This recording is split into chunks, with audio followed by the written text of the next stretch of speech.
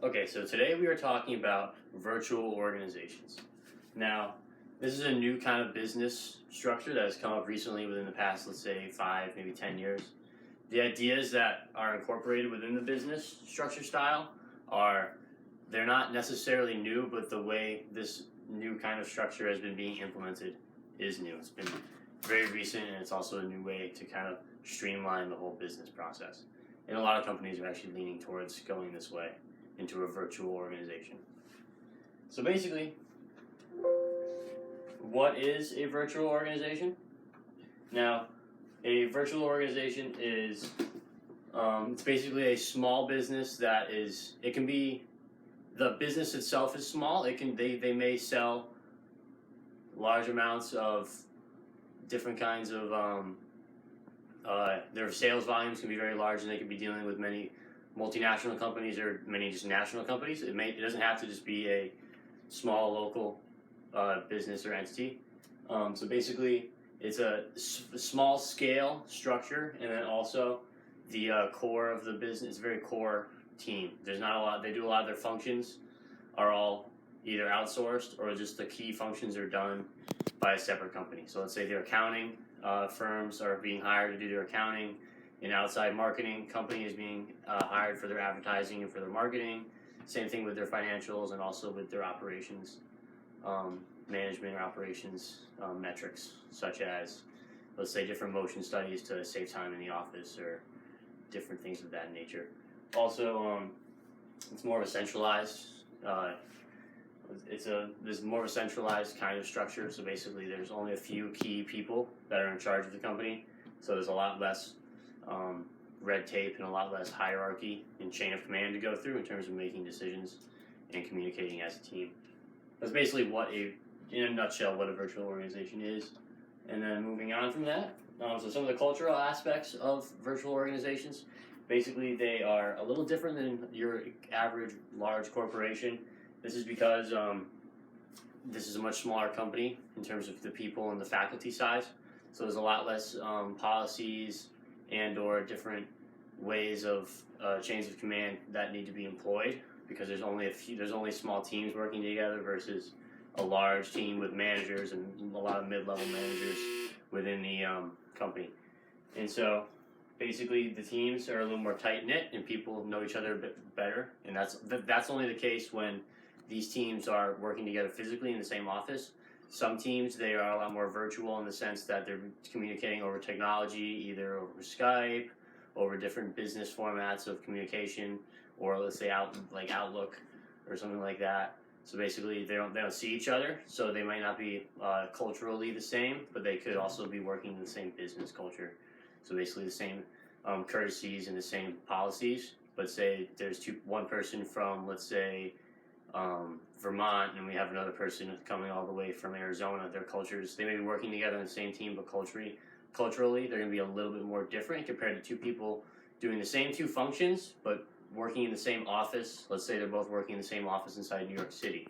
Those two people are going to have a lot more of a culturally similar business type of model in terms of the culture there. And that's like in a normal, more of a conventional style of company versus in a virtual organization where people are not necessarily working right next to each other or within the same building. There can be a little more variances in the kinds of culture that you see exhibited. So the team culture is a little less strong within this when they're more of a virtual company. It also depends on the kind of company in terms of a virtual organization. Some companies are more of a hands-on, like together kind of team, and some are more distant and they work from different locations.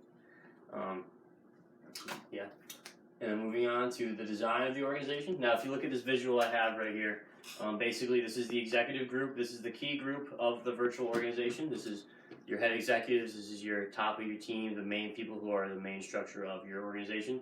And then now, if you look at, this is all the things they outsource. So right here we have, this is sales representatives. So these people who are basically selling your products to the public. This is a separate company. These are all separate companies that are being hired for outside and outsourcing purposes to kind of streamline the organizations right here, to kind of streamline their process. So basically, their suppliers, their factories, their manufacturers, those are separate, and then they get the product to come in. And then also, there's independent research firms that they asked to kind of consult them and tell them what to do in terms of market research and research upon their customers and also upon their suppliers as well. And then also commission sales, they'll be selling everything, like I just said. And then also the advertising agency is going to be a separate company that is hired and contracted as well. So basically all four of these, so you have your manufacturers, your sales, your advertising, your marketing, and also you have your consulting and your market research. Those are all separate to basically make the duties that the executive group needs to do as little as possible and as streamlined as possible, so it's fast and easy for them, and it's kind of effective for them to basically hire all these outside entities to be partaking in the business aspects of things.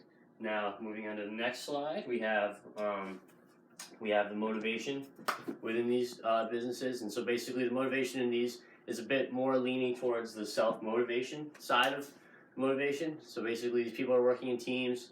They don't have exactly a lot of direct managers looking over them, telling them exactly what to do and nitpicking. They have a lot more freedom in a sense. So basically they have to a bit more of a direction on their own to basically kind of take their tasks and take their objectives. They need to kind of put those into fruition more so themselves and as a team versus going to the boss every time and asking, because there's not necessarily that mid-level manager to be telling them what to be doing. They have to basically figure it out on their own, or they have to go to a much higher level executive because it's a flatter organization. So the executives are going to have to basically to talk to the next boss about asking them what to do. You're going to be jumping so much further because there's so much fewer levels of power in this. So basically, when you go talk to that next person about help or something like that, they're not going to really have time to be telling you what to do. So really, these people that work in these kind of organizations need to really be self-motivated. And at the same time, the team aspect of things, when it's a more tight-knit team in some of these organizations, which is still a tight-knit team altogether, but they don't always work together side by side.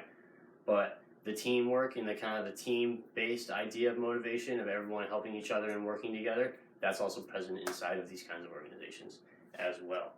And going to our next topic, we're talking about kind of the behavior of how these groups behave with one another and how they interact. And so basically, they can have communication troubles. Sometimes there may be problems with the technology, there may be problems in how they get something across, and basically that can kind of affect the group behavior because if there's something that's miscommunicated to the wrong way, say there's an email read wrong or there's a typo, or let's say someone talking to someone from a different region, they kind of misunderstand something or they say something that's not necessarily sensitive to somebody from that region, that can kind of change the behavior of the group, and people will not necessarily be so well to work together anymore. They could have problems in terms of how they're going to operate because of one act that's been done or one mistake within communication that has happened and kind of set them apart in a way, the two members of the team or the team as a whole. And also, basically, online teams have a little bit harder time in terms of kind of having the same behavior because they're so far apart, and basically they kind of have more variances in their types of behavior versus a team that's going to be working together all the time, together physically. And then adding on to that, specifically with communication, it's a lot of online, but when it's not online, or whether it's online or not, it's basically fast-paced with these teams. They're moving quickly, they're flexible teams, they want these to be done in a fast-paced environment where you can adapt to certain tasks or certain shortcomings that happen within the process of what you're doing as a business. And also, between teams, there's a lot of communication going on. Basically, say one small team, say a virtual organization has a few small teams working together.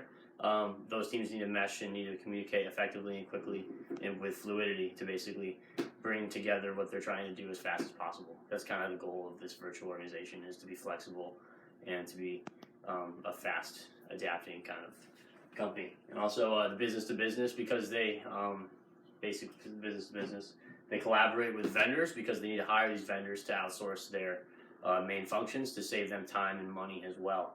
So basically, when they're communicating with their accounting firm or when they're communicating with their marketing agency or their ad agency, they need to communicate with them very succinctly and very quickly and correctly. So if there's any hiccups in that kind of communication, there could be flaws in the products they get from manufacturers. There could be flaws in how they wanted to go like advertising for something in a certain way.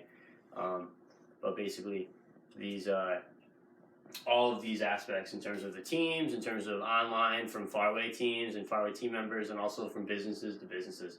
It needs to all be communication, needs to be very clear and very succinct in terms of what's being said and how business is being operated.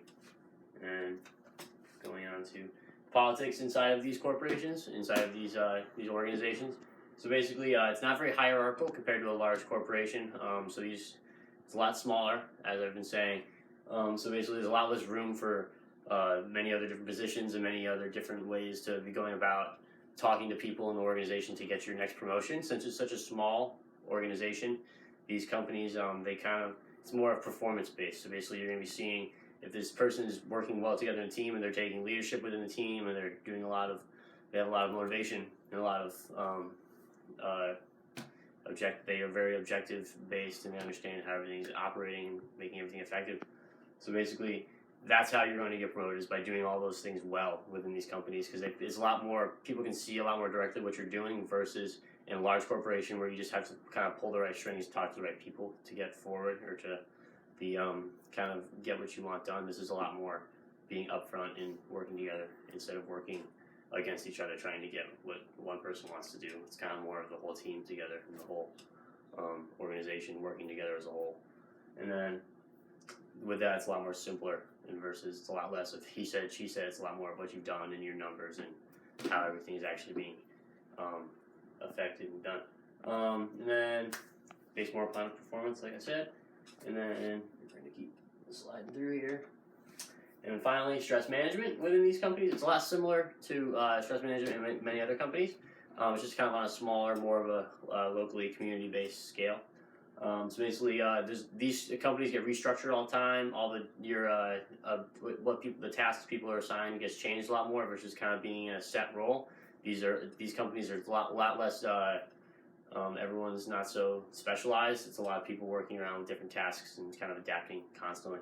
So basically, with that restructuring, say someone's getting overworked and overloaded, if we restructure the work and take a little bit off of them, that's going to lower their stress and kind of make them honestly more effective, even though they're doing technically less work. And then also, in terms of time, there should be time management, which is something corporations and companies alike, they all kind of like to employ. Proper time management can definitely reduce stress in many different situations, whether you're a student, whether you're either a working person, or if you're just somebody, a regular everyday person who is having trouble with their time management. If you can increase and improve your time management, then you can save your time, and you can also get your tasks done faster, and then you have more free time to relax and reduce your stress. And then also social support with these closed teams. Basically, it's a family almost, or they can look to their team. People can say someone's overstressed, and they can look to their team because it's a kind of close-knit team for help or for advice.